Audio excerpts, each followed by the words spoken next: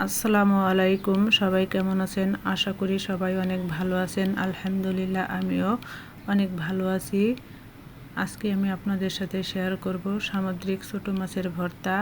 অনেক সামুদ্রিক ছোটো মাছই আছে যেগুলো আমি রান্না করে খেতে পারি না, ভালো লাগে না আমার কাছে। সেই মাছগুলো কিন্তু আমি প্রায়ই সময় ভর্তা করে খেয়ে থাকি।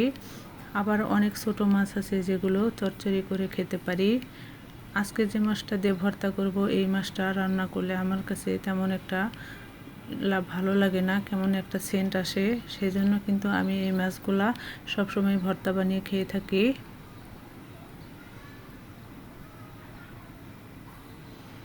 মাছটা আমি তেলে খুব সুন্দর করে ভেজে নেব।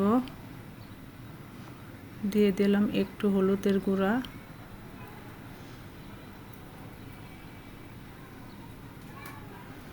এখন আমি এখানে দিয়ে দেব একটু কালিজিরা।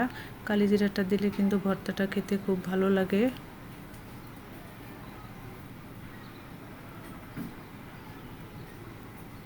মাছটা ভালো করে ভেজে নামিয়ে নিয়েছি। এখন এখানে দিয়ে দিলাম লবণ দিয়ে মাছটাকে ভালো করে পিষে এখানে দিয়ে দিলাম বিলেতি ধনিয়া, রসুন, পেঁয়াজ, কাঁচামরিচ ভাজা।